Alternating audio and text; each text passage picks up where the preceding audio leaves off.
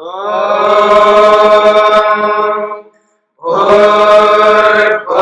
स्वः तत्सवितुर्वरेण्यं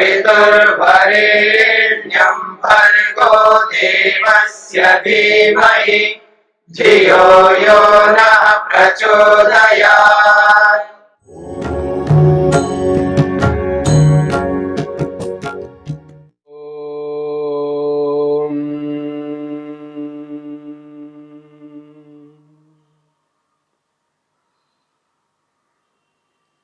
साधन पाद के 12वें सूत्र को लेकर के विचार चल रहा है। सूत्र है क्लेश मूलः कर्माशयो दृष्ट अदृष्ट जन्म वेदनीयः। कर्माशयः कर्म समुदाय, कर्म संस्कार। यद्यपि क्रिया यानी कर्म करते ही समाप्त हो जाता है, कर्म किया, कर्म उसी समय समाप्त हो जाता है, परंतु उस कर्म की एक छाप, एक संस्कार मन पर पड़ता है। उस छाप को, उस संस्कार को यहां पर कर्माशय शब्द से स्पष्ट किया है, जो फलों को देने वाला है। कर्म तो किया है, कर्म तो समाप्त हो गया, पर फल कैसे प्राप्त हो, किस आधार पर फल मिले, वो ही आधार है यहां कर्माशय।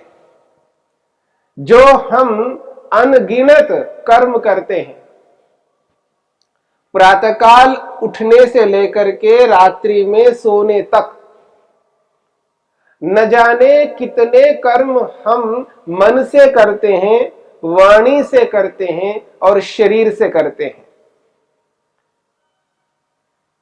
एक दिन के कर्मों को हम गिन नहीं सकते, उसकी गणना नहीं कर सकते। कितने मानसिक होते हैं, कितने वाचनिक होते हैं, कितने शारीरिक कर्म होते हैं। उन समस्त कर्मों का आशय एक समुदाय संचित कर्म संस्कार के रूप में बनता जाता है, जिसको धर्माधर्म शब्द से भी कहा जाता है। और ये जो कर्माशय है, इस कर्माशय का मूल क्या है? मूल का मतलब आधार, उसका कारण, उत्पत्ति स्थान, बीज क्लेश, इसलिए कहा क्लेश मूलः। क्लेश है मूल जिन कर्माशयों का। ऐसा ये कर्माशय है जो इस कर्माशय के कारण से दो प्रकार के फल प्राप्त होते हैं, जो सूत्र में स्पष्ट किया है, दृष्ट जन्म वेदनीय और अदृष्ट जन्म वेदनीय। एक फल है जो दृष्ट जन्म वेदनीय। दृष्ट जन्म वेदनीय का अर्थ है इसी जन्म में अनुभव करने योग्य फल। दृष्ट का अर्थ वर्तमान जन्म, वर्तमान जन्म, वेदनीय इस वर्तमान जन्म में अनुभव करने योग्य फल। और दूसरा फल है अदृष्ट जन्म वेदनीय, जो अगले जन्म में अनुभव करने योग्य फल है। हमारे कर्मों के दो प्रकार के फल प्राप्त होते हैं। एक फल इसी जन्म में अनुभव कर सकते हैं, एक ऐसा फल है जो इस जन्म में अनुभव ना करके अगले जन्म में अनुभव करेंगे। ऐसे फलों को अदृष्ट जन्म वेदनीय कहा है। तो क्लेश मूलः कर्माशयः, ऐसे कर्माशय जिनके पीछे क्लेश कारण हैं, और उन क्लेश कारणों वाले ये जो कर्माशय है, उन कर्माशयों का जो फल है, जो परिणाम है, वो दृष्ट जन्म वेदनीय और अदृष्ट जन्म वेदनीय है। ये जो कर्माशय है, इस कर्माशय को महर्षि वेदव्यास ने स्पष्ट किया। पुण्य पुण्य कर्माशय, वो कहते हैं तत्र पुण्य पुण्य कर्माशय, ये जो पुण्य और अपुण्य रूपी कर्माशय है। अब इस कर्माशय के दो भेद बना दिया, दो विभाग बनाया है, एक पुण्य कर्माशय और एक पाप कर्माशय। अपुण्य का अर्थ है पाप। एक पुण्य कर्माशय है और एक अपुण्य यानी पाप कर्माशय है। दो प्रकार के कर्माशय प्रत्येक आत्मा के साथ जुड़े हुए हैं। संसार में कोई ऐसा आत्मा नहीं है जिसके साथ में ये दो प्रकार के कर्माशय ना हो, क्योंकि आत्मा कर्म करता है तो उस कर्म के पीछे जो कर्म संस्कार है वो निश्चित रूप से बनेंगे। क्यों बनेंगे? क्योंकि उसके पीछे क्लेश कारण है, क्लेश मूल है। महर्षि वेदव्यास कहते हैं इन्हीं क्लेशों को लौकिक भाषा में जो प्रयोग में हम लाते हैं वो कहते हैं काम, लोभ, मोह, क्रोध प्रभवः। ये जो पुण्य पुण्य कर्माशय जो उत्पन्न होता है वो कैसे उत्पन्न होता है? तो कहा है काम, लोभ, मोह, क्रोध प्रभवः। प्रभव का अर्थ है उत्पन्न होने वाला। किससे?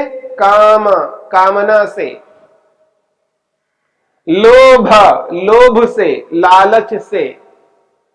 मोह, मोह से, ना समझ जिसको आप कहते हैं, ना समझपन, मूर्खता, सूझबूझ का ना होना, मोह से, और क्रोधा, क्रोध से ये उत्पन्न होता है।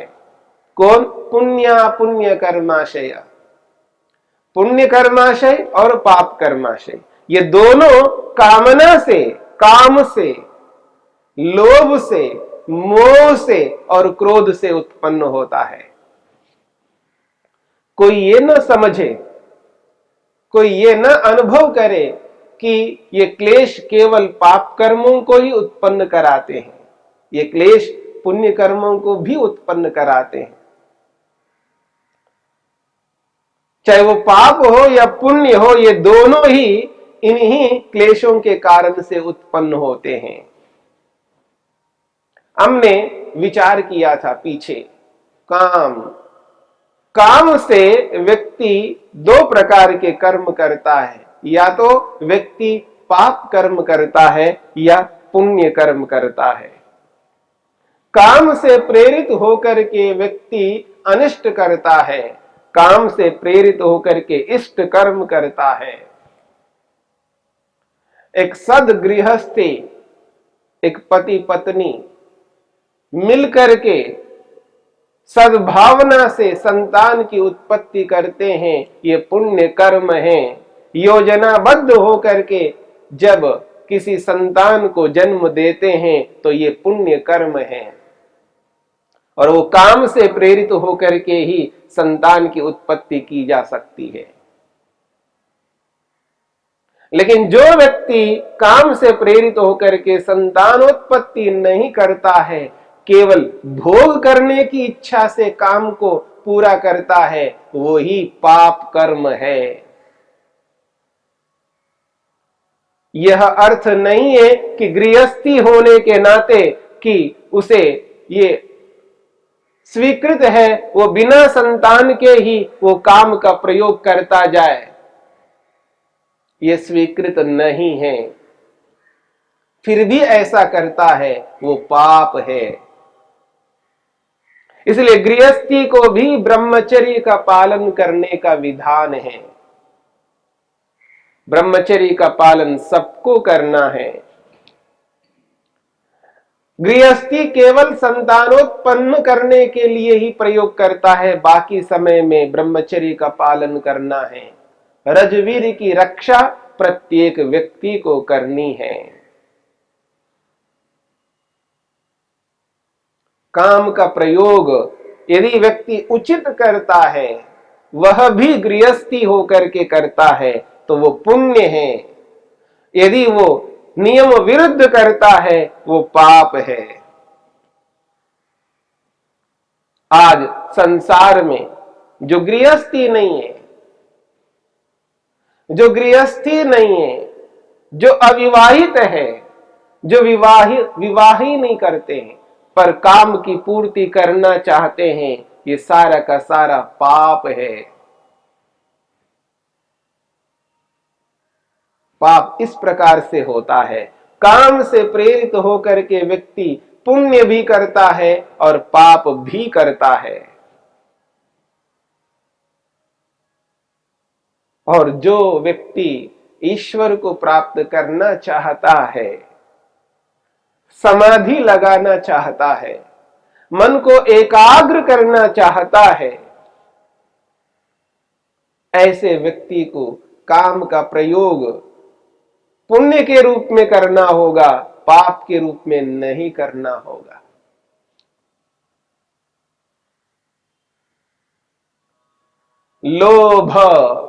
लोभ से व्यक्ति पाप तो करता ही है, पुण्य भी करता है। लोभ का अर्थ लालच है।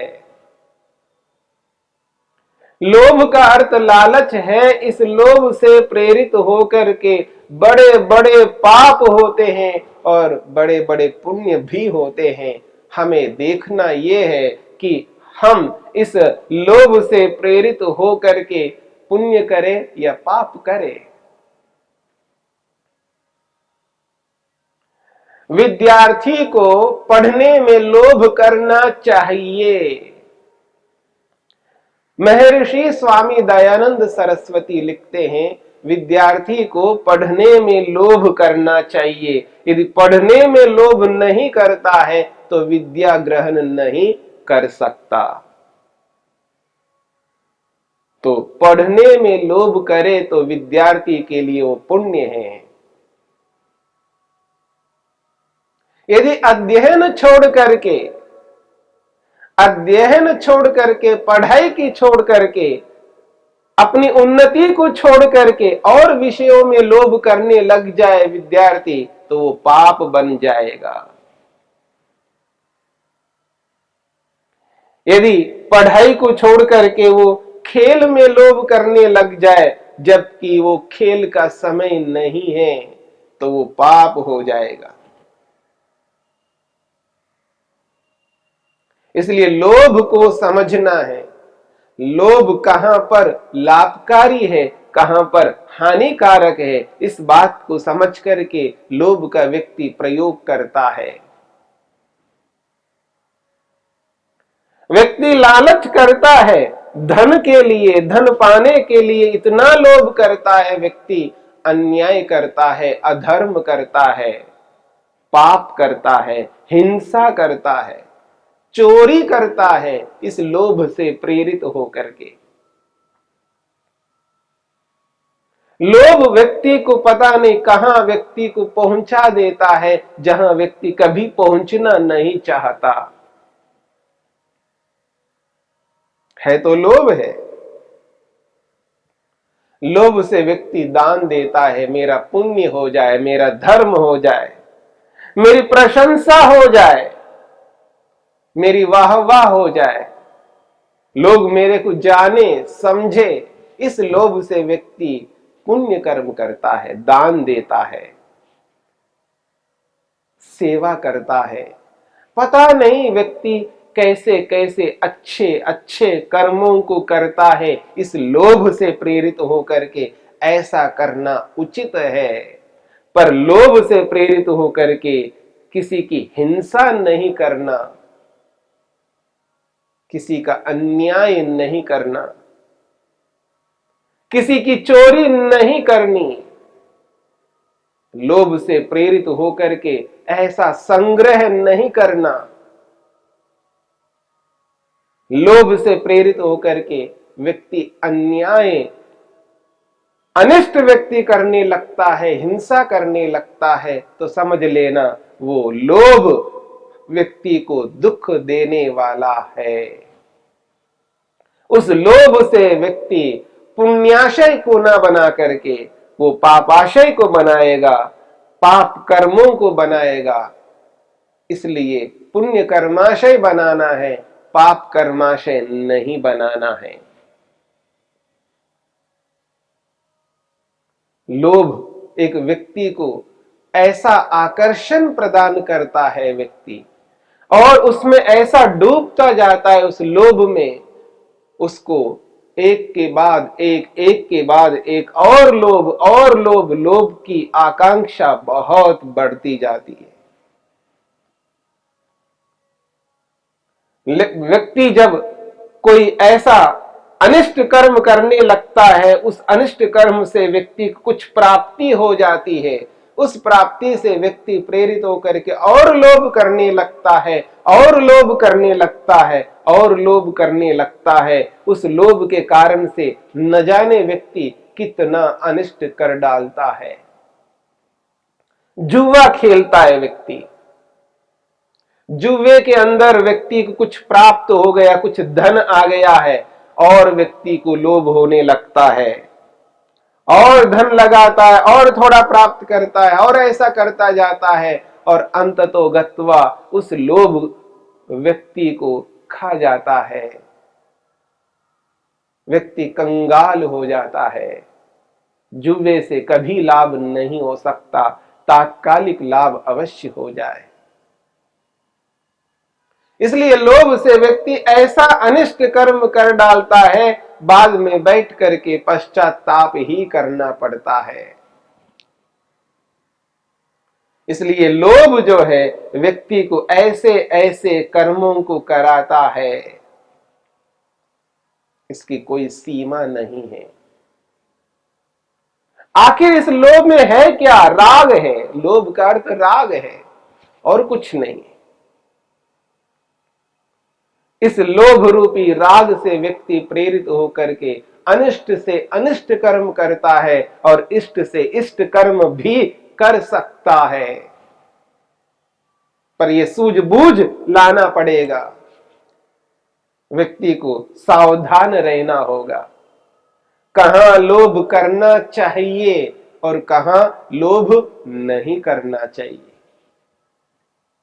कहां लोभ करने से हानि होगी और कहां लोभ करने से लाभ होगा। इस बात को जान करके, समझ करके व्यक्ति जब चलता है, तो निश्चित रूप से व्यक्ति अनिष्ट से बचेगा, इष्ट को प्राप्त होगा, और उसका पुण्य कर्माशय ही बनेगा।